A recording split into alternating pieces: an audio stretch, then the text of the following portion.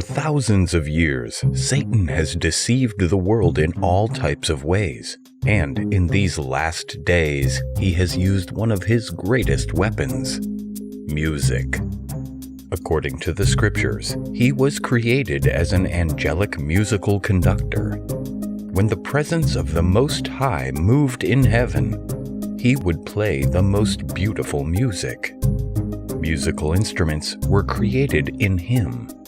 Ezekiel 28:13-14. Thou hast been in Eden, the garden of God. Every precious stone was thy covering. The sardius, topaz, and the diamond, the beryl, the onyx, and the jasper, the sapphire, the emerald, and the carbuncle, and gold. The workmanship of thy tabrets and thy pipes was prepared in thee in the day that thou wast created.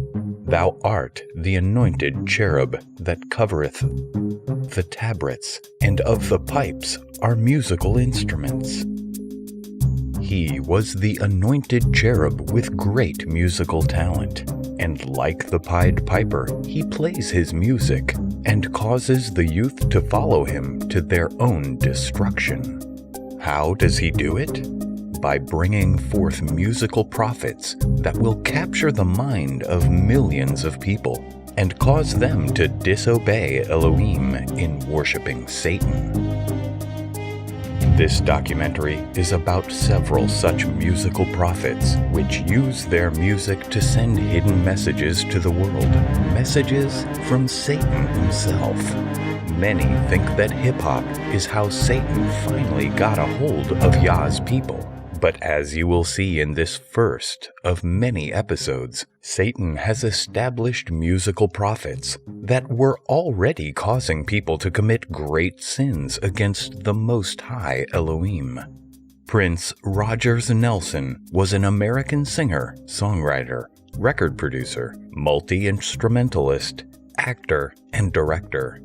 He was known for his eclectic work, flamboyant stage presence, extravagant dress and makeup, and wide vocal range. His innovative music integrated a wide variety of styles, including funk, rock, R&B, new wave, soul, psychedelia, and pop. He sold over 100 million records worldwide, making him one of the best-selling music artists of all time. He won 8 Grammy Awards, 6 American Music Awards, a Golden Globe Award, and an Academy Award for the 1984 film Purple Rain. He was inducted into the Rock and Roll Hall of Fame in 2004. With all of this success, it's hard to believe that someone like Prince would be one of Satan's musical prophets, so we will allow you to be the judge.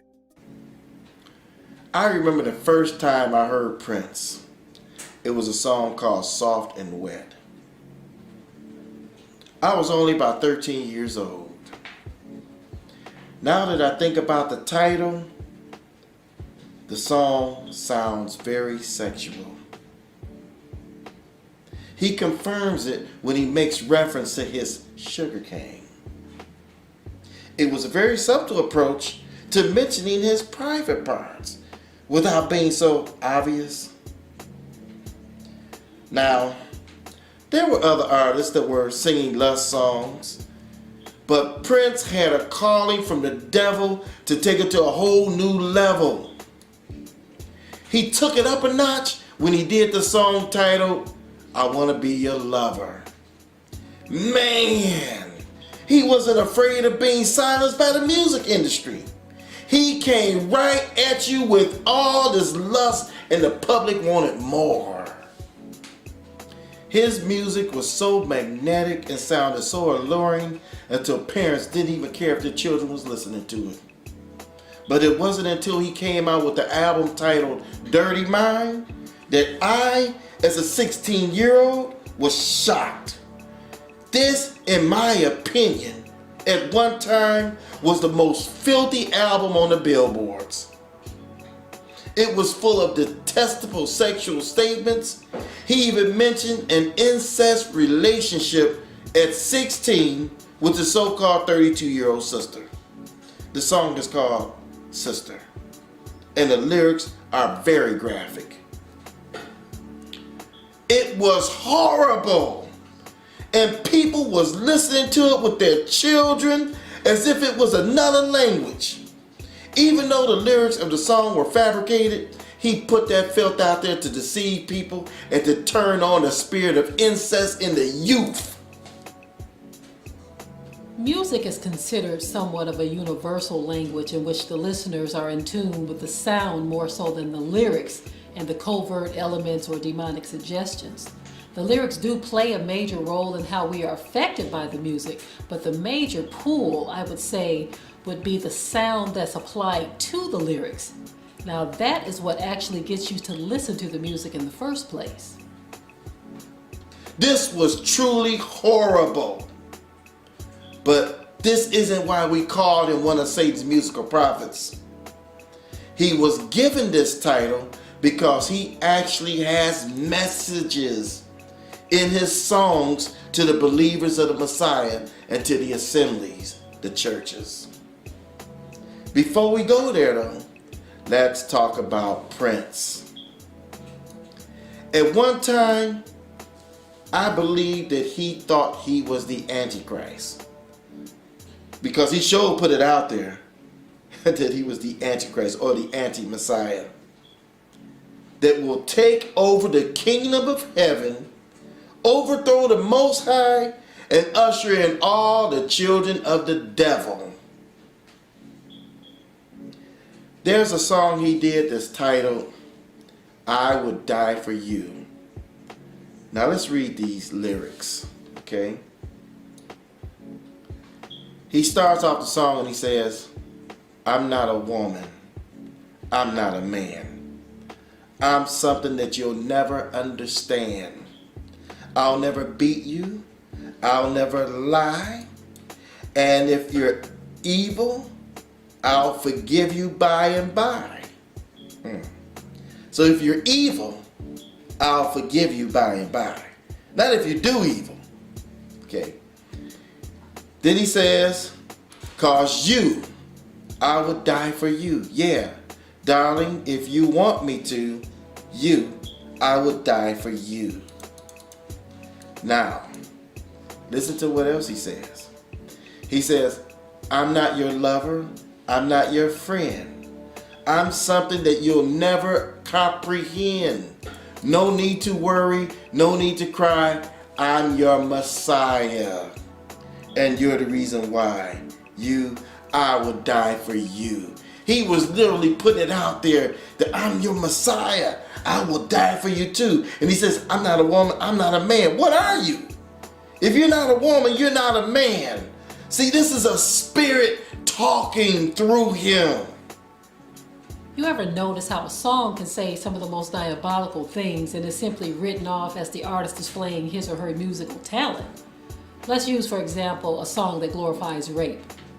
If you were having a personal conversation with someone about such a violent act, would you think it was normal for them to justify this act in conversation? Most of us would think it was strange, but if you put it to a song or add some music to it, it becomes the latest hit. A good example would be a song by Queen called Bohemian Rhapsody.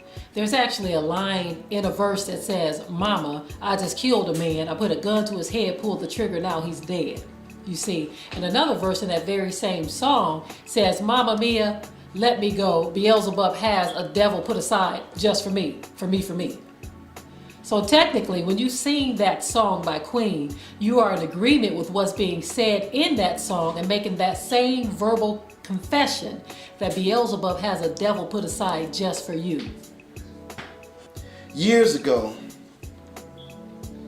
I used to drive a truck, and we had a long trip this one particular time, and so we had to stay over in this one city. And so I had got myself a motel that I was staying in, and you know, like normal, you park your truck, it's time to go to sleep, you go to sleep, we eat whatever, eat dinner or whatever, you go to sleep. So I wasn't really into a lot of television watching, but this particular night I was tired. I went to sleep, but I woke up early in the morning. I mean, real early. It must have been like 5 in the morning or so. And so I decided to turn the TV on. When I turned it on, it was already on MTV. Okay. Now, the video to the song called 7 is coming right on as I turn the TV on. So I said, oh, this is Prince. And I already knew then that he was into some crazy stuff. I already knew about his messages and stuff like that. And so I was curious. I said, well, I wonder what he's saying in this one.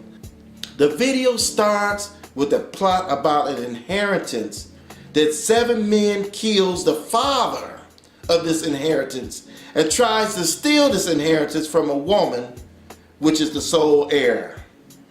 It's all a spiritual smokescreen to keep you from seeing and hearing what he's really saying. The song and the video is actually a message from Satan himself given to his prophet, Prince. The lyrics go like this. All 7 will watch them fall. They stand in the way of love, and we will smoke them all with an intellect and with savoir-faire. No one in the whole universe will ever compare. I am yours and you are mine, and together we'll love through all space and time. So don't cry, all 7 will die. Now right away, when I heard the number 7, I said something to this number 7.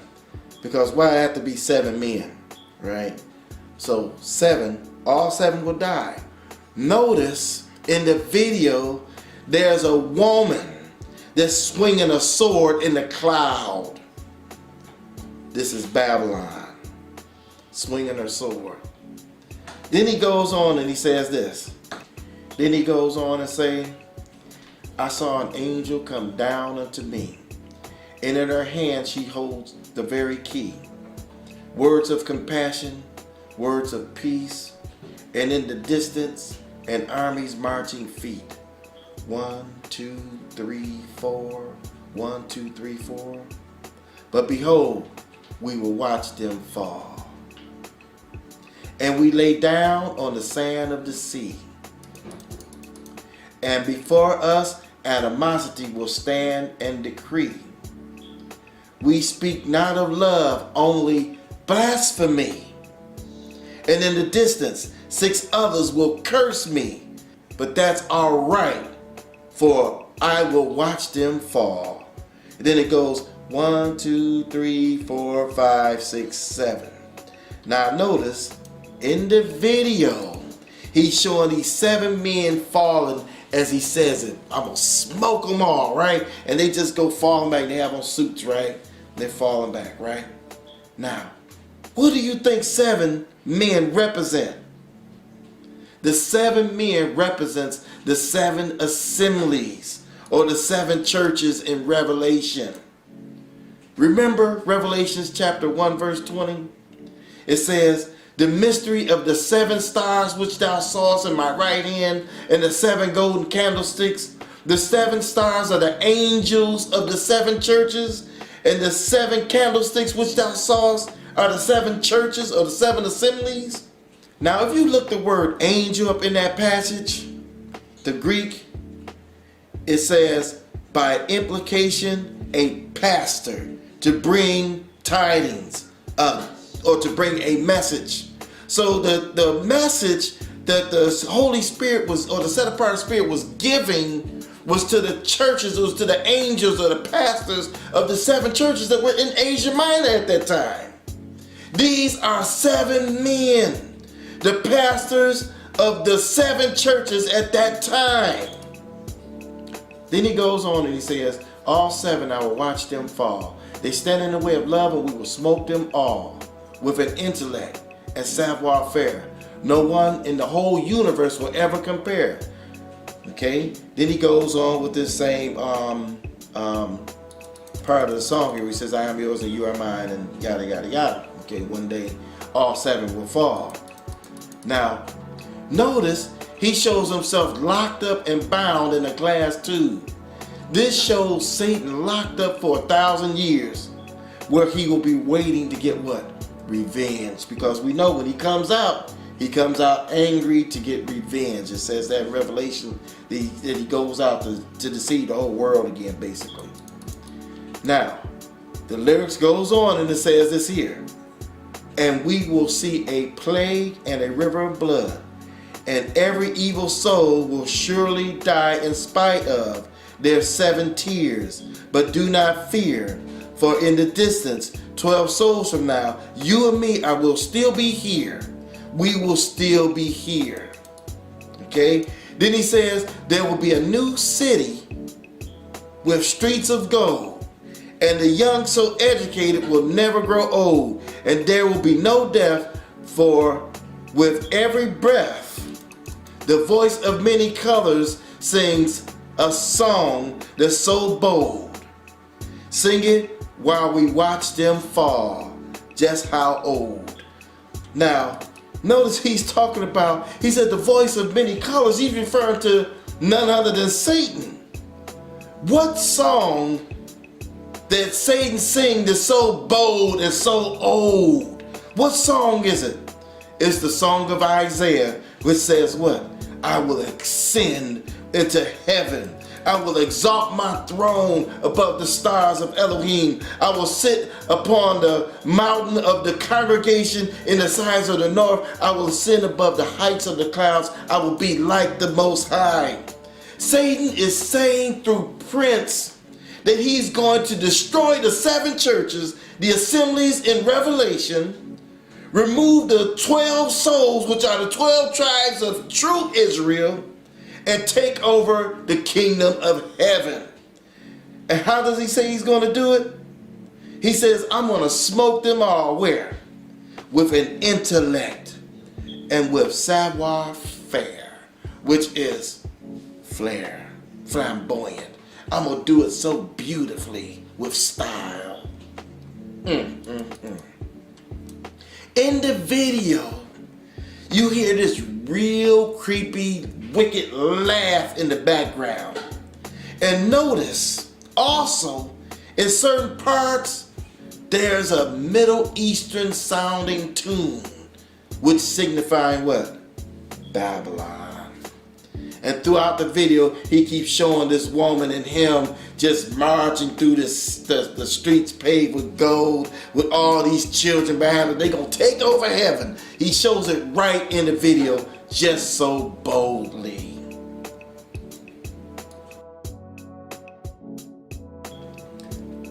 So now we can plainly see that the music industry is no joke. It's not some innocent form of artistic expression that we should just see as innocent. It's a special demonic force that's attached to this very industry and is after your soul. Prince was one of Satan's musical prophets. The song Darling Nikki, he's actually telling you in the song that he sold his soul to the devil. Now, listen to the lyrics of this song. And the lyrics are pretty graphical, so bear with me on this one. He said, I knew a girl named Nikki. I guess you could say she was a sex fiend.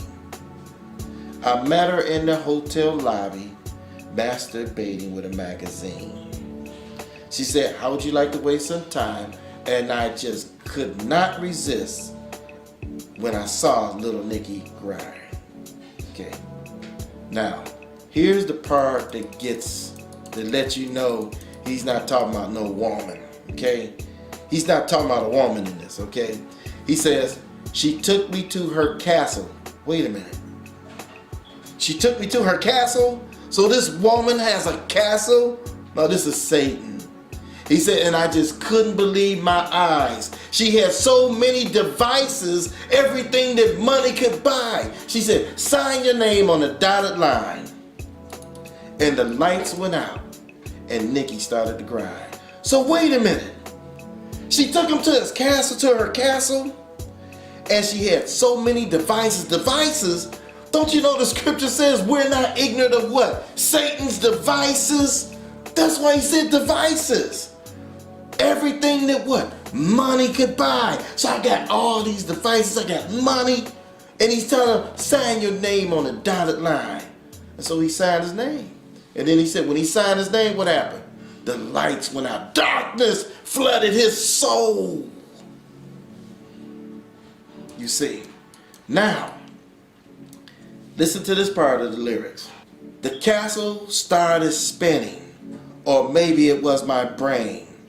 I can't tell you what she did to me, but my body will never be the same. Her loving will kick your behind. Oh, she'll show you no mercy, but she'll show enough show you how to grind. Now, then he goes on, he says, I woke up the next morning, Nikki wasn't there. I looked over and all I found was a phone number on the stair, and it said, thank you for a funky time, call me when you want to grind, pretty much. So it's a pretty gross song. But when you look at this, he said something happened in him. His soul became flooded with demons. And now he loves to see Nikki do her thing. Now he's a part of it. He sold his soul. At the end of the song, I find it kind of interesting, and this is where you got to understand what's going on. He has a backward message with the choir singing with him. This backward message says, hello, how are you? I'm fine, because I know the Lord is coming soon. Coming soon. Hello, how are you? I'm fine, 'cause I know that the Lord is coming soon. Coming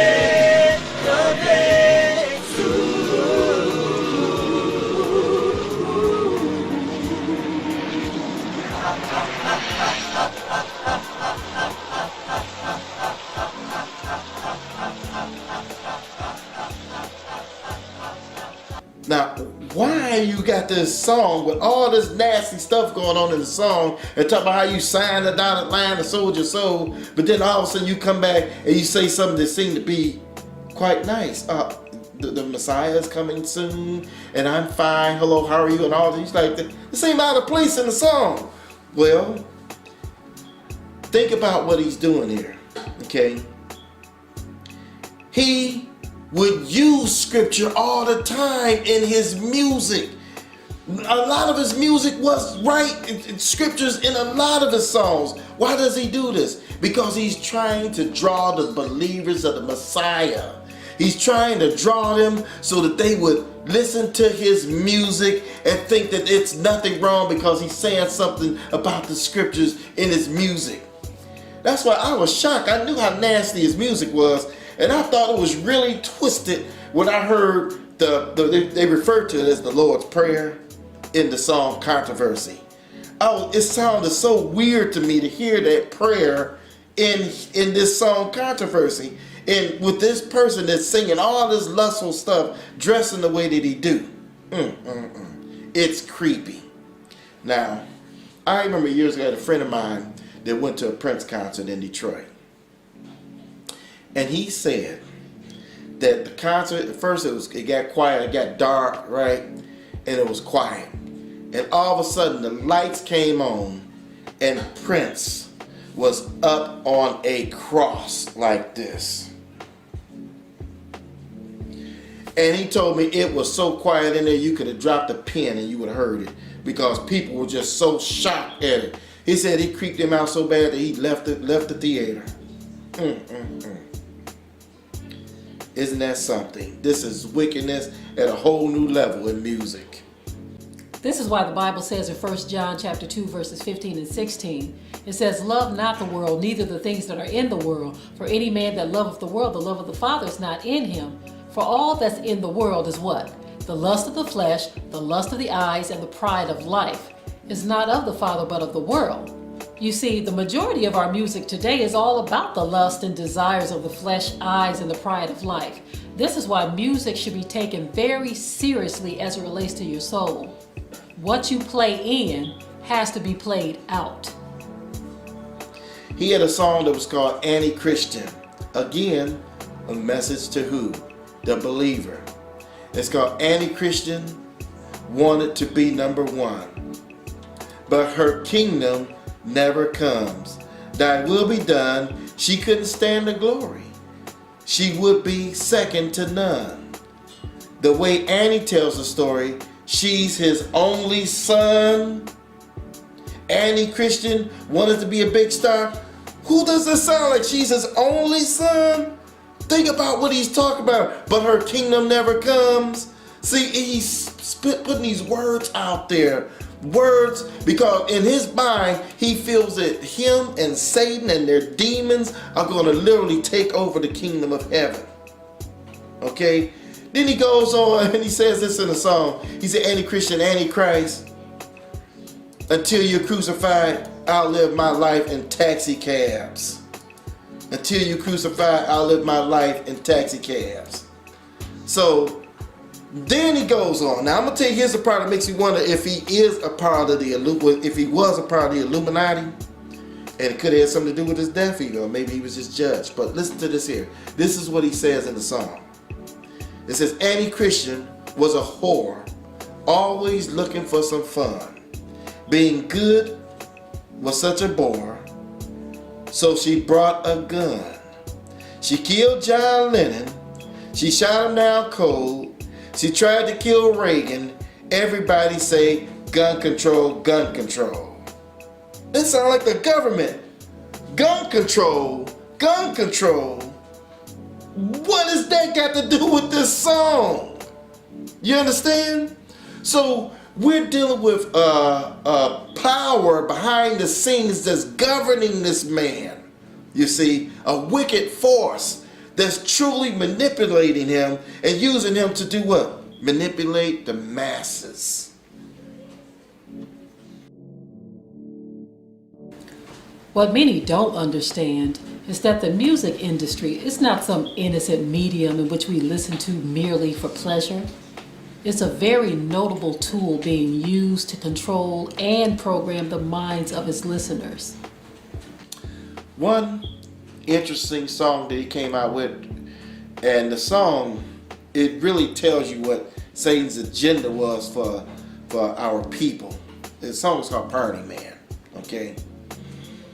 If you look at the video starts out with someone announcing, saying, all hail to the new king, right? And guess what they had? They had some type of big castle, it looks like, and all these thousands of people, I suppose, hundreds of people are out in front of this castle, right? And he comes out and they say, all hail to the new king. So the crowd looking at him like who, him, right? And so he does this little move and shoots fire and all these things around him comes to light, these lanterns or whatever, just come on with fire, right? That's what the crowd's like, woo, wow, look at what he did, right? Now, the message in Party Man is the message he's been singing in a lot of his songs. He wants you to be out of control. Party. He had a song called Party Up. He had the one 1999. He says what? Party like it's what? 1999. Then he had the song that's called what? Let's Go Crazy. See, all of these songs, he's trying to get you to hate. Let go. Let's just party. Forget about this. Where's that coming from? Aleister Crowley. Do as thou wilt. Let's just party. Let's go out and have sex. He had another song called Dance, Music, Sex, Romance, or something like that. And the song pretty much was promoting the same stuff. Okay? But in the video, I want you to pay attention to what he shows happening in the video. In the video, there's this huge glass tank in the middle of everybody. All these people around it, and Prince dancing all around, hopping all on this tank, doing all kinds of stuff, right? And this glass tank has a woman swimming in it, right? Prince pulls out this one container and he drinks it, almost to show everybody that it's okay. Then he puts it back in his pocket. Then he pulls another one out and pours it in the tank where the woman is, right? And so people are like, oh, okay. And so right away, the people does what? They start getting wine glasses and going over to the tank, dipping in the water and start drinking it. It was poison. And at the end of the video, what happens? Everybody is dead. This is actually what he's trying to push, death, through his music. Now, there's a message, a backwards message in the song Little Red Corvette, and I want you to listen to this message. I'm going to play this message for you, okay? This message, many believe that this is what he's saying in this message, okay? Now, I'm going to let you be the judge. You listen to it, you be the judge.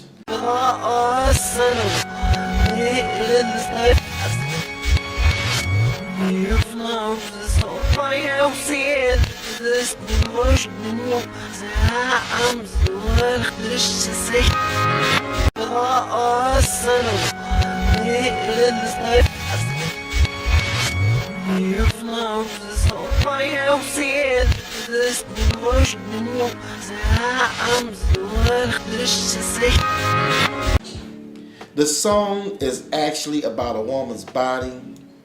The ride is smooth. She must be a limousine, is what he says.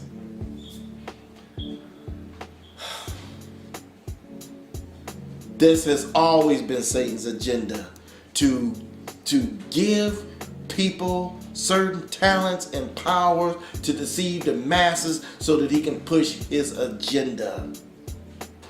I find it strange when you look at some of Prince's album covers, you notice that he's only showing one eye, hair covering over an eye, or just darkness on one side of his face. This represents the eye of Horus, the Egyptian god.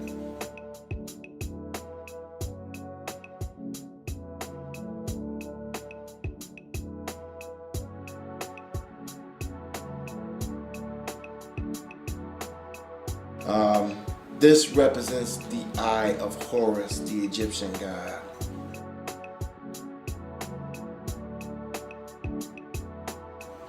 Notice the song 1999 or the album 1999. If you take it and you look at it, there's for the nine, you see the nines, 999, but you see for the number 1 there's an arrow that's pointing upward, right? When you turn it upside down, you got 666 and the arrow's pointing where? Downward. That's on this album. Now, I know there's a lot of artists out there that are pushing lust in their music. You know, they're saying all kinds of crazy and filthy things, not to mention the stuff that's in rock and roll. Prince was one of the first to push this type of lust among our people in the music. And he pushed it in such a way until it was so subtle people didn't even see it coming. Now, this is only the tip of the iceberg what I've uncovered dealing with Prince. There's a lot more stuff that I can go on and on to talk to you about the messages and the stuff that's in Prince songs. Okay? It is truly wicked. His music is truly wicked. And the messages in his songs is what qualifies him to be, in my opinion, one of Satan's musical prophets.